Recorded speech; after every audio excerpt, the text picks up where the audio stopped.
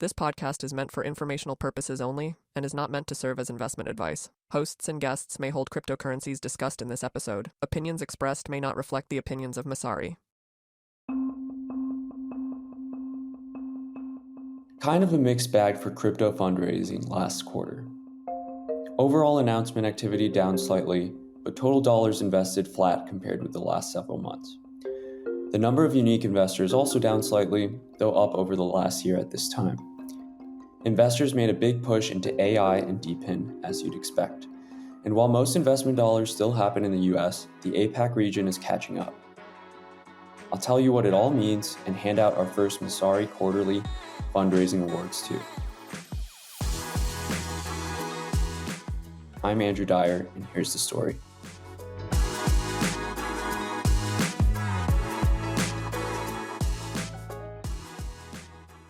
This episode of Unqualified Opinions is brought to you by Hirechain. Your next hire could come from anywhere: a recruiter, a job board, a referral network, or a conference. Hirechain manages hundreds of candidate sources for you, so you only see relevant applications and can focus on picking the best person for your team. On average, our customers fill open roles faster and 30% cheaper than with traditional recruiters. Leading companies like The Graph and Messari already use Hirechain. So get your time back.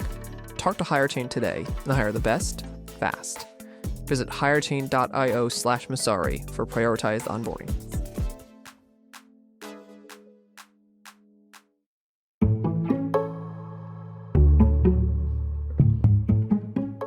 Hey, Andrew, welcome back to the pod. Hi, Marcia. Thanks for having me back. So you published the Messari quarterly fundraising report last week.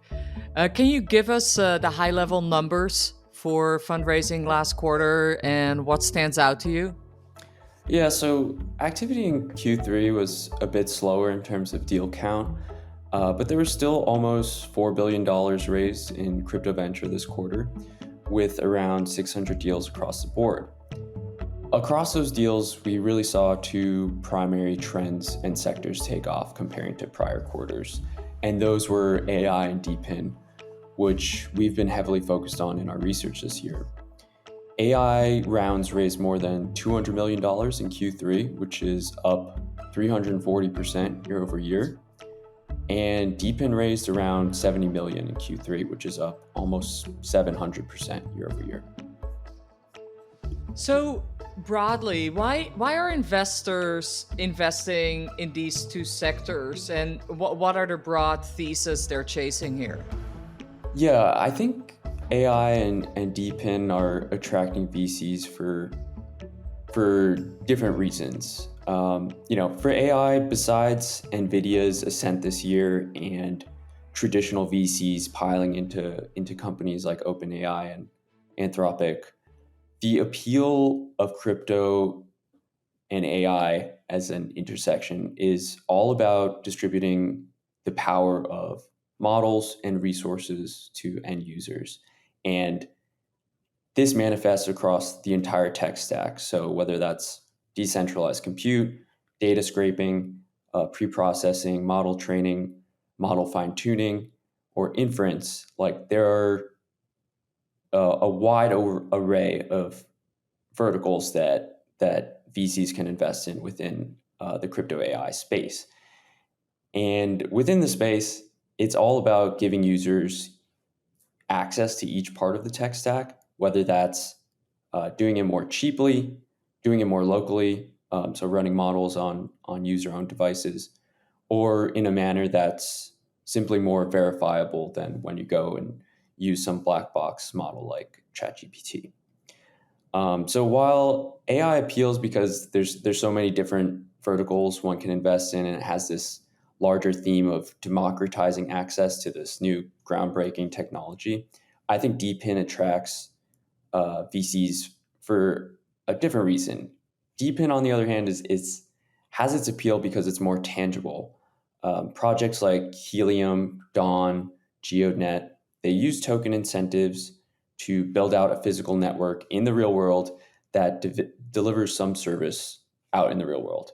And whether that's could be providing mobile data, providing high-speed internet, or with GeoNet, precise GPS data.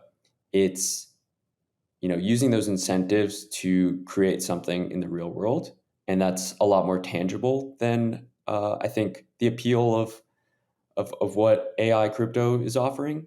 But both sectors have attracted massive amounts of flows over the past few quarters, and I think for two particularly different reasons. So this interest from investors in AI and DePIN, at the expense of what has that been coming, right? So what are the sectors that they are less interested in right now? And Yeah. So when you go back looking at prior quarters and see which sectors were most allocated to, generally you'll see that funding announcements are a bit behind where public markets are pricing assets in general. And they take a while to catch up. So if we go back to like late 21, early 2022, you had these really large liquid metaverse and gaming tokens that were trading for billions of dollars in FTV. And so naturally, we saw a ton of VC investments in metaverse, gaming, NFTs as a percentage of the total deal activity. Then after the market topped, and a lot of that metaverse vision went by the wayside, VCs took a few months or even quarters to shift their investments back to core competencies in DeFi exchanges and marketplaces. And now, after a long bear market, VCs finally have these two relatively new and emergent sectors that they can get behind for those reasons we mentioned earlier. And that's come a bit at the cost, or rather, it's taken some of those flows that used to go into, I would say, gaming, metaverse, NFTs. Those have largely, they're not dead, but they've certainly diminished from their glory days in 21 and 22. okay. So let's dig a bit deeper into these AI races, right? I think no one is surprised to see that there's more fundraising activity there. But what particularly jumped out to you? Yeah, so some of the biggest raises this quarter in the top 10 were in AI. One notable one was Sentient, which raised around $85 million. One of the top raises. They're creating an open platform for AGI development. SETI raised around $60 million. They actually own the AI data centers and infrastructure. And their whole goal is to democratize access to this compute that's provided by these high-end GPUs that obviously NVIDIA is selling to hyperscalers and other large companies that have primary access to those resources. And then on the smaller side, there was also companies like Exo Labs, which we highlighted. They have a platform that's also open and allows for decentralized inference. So you could run an open source model like Llama just using the compute power on two home devices like two MacBook Pros.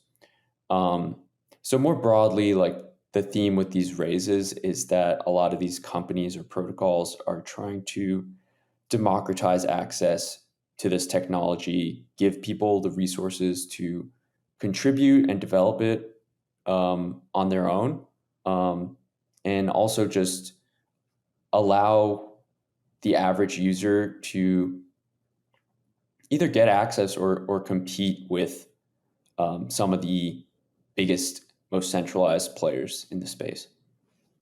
What about DePIN? Which investments stood out to you there? Yeah, DePIN's been super exciting. We've covered individual protocols in our research as well. Dawn is a notable one, raised $18 million, and they provide access to high-speed internet. Daylight raised $9 million. They reward users for connecting their home energy devices or completing electrification upgrades to their homes. And there was also Pipe Network, which got an investment from Multicoin Capital, which is a decentralized content delivery network. So we've really seen like a proliferation of DePIN projects across a ton of different verticals this quarter, and I think we'll probably continue to see VC flows into both of those sectors going forward. Any other notes you want to call out here? Yeah, this was a bit of a data mining, data science type project going through all the funding this quarter and what sectors investors were primarily interested in. So we broke down sector allocation by investor entity and where they're located. And you can see a few things across the data. One is that the US generally still dominates VC funding in the crypto space. But places like Singapore, Hong Kong, the UK are becoming budding crypto hubs by number of deals participated in. And if we break down in terms of sectors, the US and the West typically focus on more DeFi projects. They invest more in exchanges and marketplaces, while the APAC region is more heavily invested in gaming projects. And then across gaming, gaming and studios are still receiving a decent amount of funding, although not as much as they did in 2022. A lot of the rounds involved some sort of Telegram mini app or game. Sometimes there's rounds where funding studios that were entirely devoted to Telegram. So I think people are still very excited about Telegram as a distribution channel for various apps and games. Ronin also, which we've touched on in our pro research, was pretty popular as far as chains to launch new games on. And in terms of other like quarterly trends that we noticed, there was also a decent number of rounds in what could be called DeSci or decentralized science. Protocols like Amino Chain did raises. They have a biosample marketplace that allows researchers to procure samples, and they help connect different healthcare companies and providers and simplifies payments between those entities. More broadly, I spent a lot of the piece going through some of the theses from some of the bigger investors this quarter, like Pantera, Multicoin, and A16Z. Not surprisingly, a lot of those were centered around AI and DePIN. Okay, so let's have some fun. You came up with some awards this season. First, tell us what the awards are and why you chose them. Yeah, we just had some fun with going through the data. It was a bit of a data mining exercise to see which rounds had some peculiar characteristics. So one protocol had the highest number of angel investors. There was 14 angel investors investing in one balance, which they provide a suite of chain abstraction APIs. A few protocols and companies did numerous accelerator rounds, which they go through these programs to get mentorship and insights and like also economic support from these incubators. So there was 4 protocols that did 3 accelerator rounds just this quarter. Those were Snark Health, Lorenzo Protocol, PADO, and Link. And then we had one award that we called Bankroll Baron, which was just the investor who, among all the rounds they invested in, wrote the biggest check on average, and that was Pantera Capital, and with a round size of around $36 million. And lastly, we found the investor among all the rounds that did the highest number of AI tagged rounds was actually Polygon founder Sandeep Nalwal, and we called that one Goat Maxi because it seemed relevant with the times. That was great. Thanks for the chat. Thanks, Marta. And if you're interested in digging more into fundraising data, just be sure to check out our massive fundraising dataset at Messari.io. Good plug. I love it.